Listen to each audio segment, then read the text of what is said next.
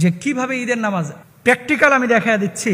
ইমাম সাহেব যখন আল্লাহু আকবার বলে হাতটা তুললো, আপনিও হাতটা তুলবেন, তোলার পরে হাতটা আপনি বেঁধে নেবেন। আবার হাত বাঁধার পরে এদিক সেদিক তাকায়েন না, কিন্তু হাত বাঁধিয়া আপনার চোখ থাকবে একেবারে সিজদার স্থানে। আমরা অতিরিক্ত 6 তাকবীরের সাথে সাধারণত নামাজ আদায় করি। আরেকটা বর্ণনা আছে অতিরিক্ত 12 তাকবীর, ওটাও জায়েজ আছে। তবে বাংলাদেশের অধিকাংশ মানুষ যেহেতু অতিরিক্ত 6 তাকবীরে আমরা ঈদের নামাজ আদায় করি। প্রথমত ঈদের দিন আপনি ঈদগাহে যাওয়ার পরে ইমাম সাহেব যে আলোচনা করতেছে মনোযোগ দিয়ে শুনবেন। ইমাম সাহেব যখন দাঁড়াচ্ছে আপনি নিয়ত করে নেবেন। আরবিতে নিয়ত করা জরুরি না। নাওয়াইতু আন উসাল্লি লিল্লাহি তাআলা, আরবা রাকাতাই, অমুক তমুক অনেক নিয়ত টিয়ত আছে না বাংলাদেশে। এগুলো হচ্ছে হাদিসে বাংলা বাজার, এগুলো হাদিসে নববী না। এগুলো বাংলা বাজারের লোকজন বাঙালিরা যেন সহজে পড়তে পারে এই জন্য লিখছে। নবীজি এভাবে নিয়ত করতে বলেন নাই। আরবিতে পারলে করবেন, আর না হলে বাংলায় মনে মনে নিয়ত করবেন, আল্লাহ আমি ঈদুল ফিতরের ওয়াজিব নামাজ আদায় করতেছি। দাঁড়ায় গেলেন।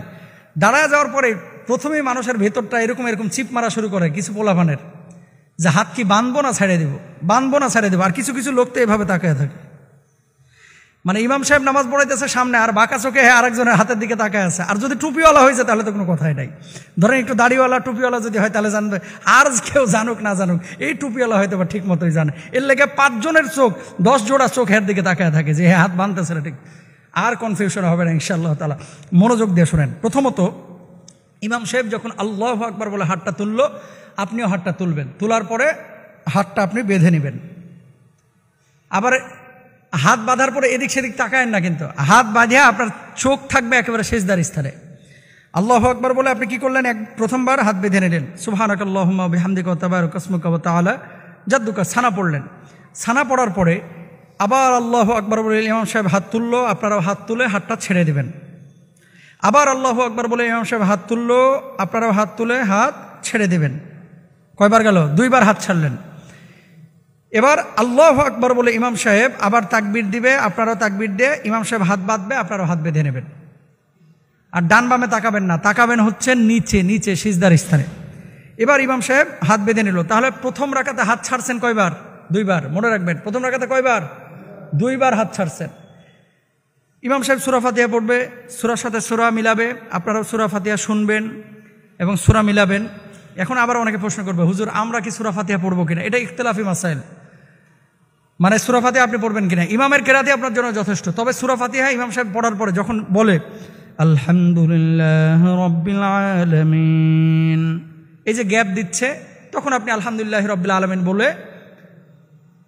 বলে ফেলবেন। মানে ইমাম সাহেব যখন ওই যে আয়াত শেষ করতেছে, 1 নাম্বার, এটা একটা রায়। ইমাম সাহেব যখন আয়াত শেষ করতেছে আপনি তখন বলতে পারেন, এটা হানাফি মাযহাবের একটা রায়। তবে আপনি যদি নাও বলেন, নাও পড়েন, আপনার নামাজ হয়ে যাবে। 2 নম্বর বিষয়, আপনি তো কেরাত শুনলেন, শোনার পরে রুকুতে গেলেন, সুবহান রাব্বিল আযীম, সুবহান রাব্বিল আযীম, সুবহান রাব্বিল আযীম। রুকু থেকে ইমাম সাহেব উঠলো, আপনিও উঠলেন। সেজদা দিল 2টা, আপনিও দিলেন। সেজদার মধ্যে কি পড়বেন? অন্য নামাজে যা পড়েন তাই পড়বেন। সেজদা থেকে ওঠার পরে আল্লাহু আকবার বলে ইমাম সাহেব যখন উঠলো, উঠার পরে ইমাম সাহেব কিন্তু শুরুতেই সূরা ফাতিহা পড়ে। আপনারা পড়বেন বা শুনবেন, দুটাই জায়েজ আছে। 2 নাম্বার হচ্ছে সূরা ফাতিহা, সূরা শেষ। এবার ইমাম সাহেব কিন্তু তাকবীর দিবে। খেয়াল করেন, ইমাম সাহেব তো হাত বাঁধাই আছে, আপনাদেরও হাত বাঁধা। আল্লাহু আকবার বলে ইমাম সাহেব হাত তুলে হাত ছেড়ে দেবে, আপনারাও ছেড়ে দেবেন। কয়বার গেল? 1 বার। 2 নাম্বার ইমাম সাহেব আবার আল্লাহু আকবার বলে হাত তুলে হাত ছেড়ে দেবে। 3 নাম্বার আল্লাহু আকবার বলে আবার ইমাম সাহেব হাত তাকবীর দিয়ে হাত তুলে হাত ছেড়ে দেবে। তাহলে হাত ছাড়লেন কয়বার? 3 বার।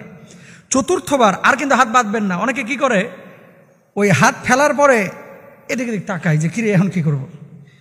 এরপরে একবার বাঁধে, একবার ছাড়ে, বাঁধে একবার, কার্টুনের মতো দেখা যায় আর কি। মানে একেবারে হুলস্থুল কারবার না, হাত ছেড়ে রেখে দেবেন। এরপর ইমাম সাহেব তাকবীর বলবে, আপনি রুকুতে চলে যাবেন। আবার রুকুর তাসবিহ পড়লেন, সামি আল্লাহু লিমান হামিদা বলল, 2 সেজদা করলেন, সেজদার পরে সালাম ফিরে নামাজ শেষ করলেন। এরপরে কি করে, জুমার নামাজের পরে যেগুলো যে সুন্নত চোট, যেগুলো সুন্নত পড়ে না, এগুলো কি করে, 2টা জুতা নিয়েই মনে করেন ছাগলের মতো দেয় দৌড়।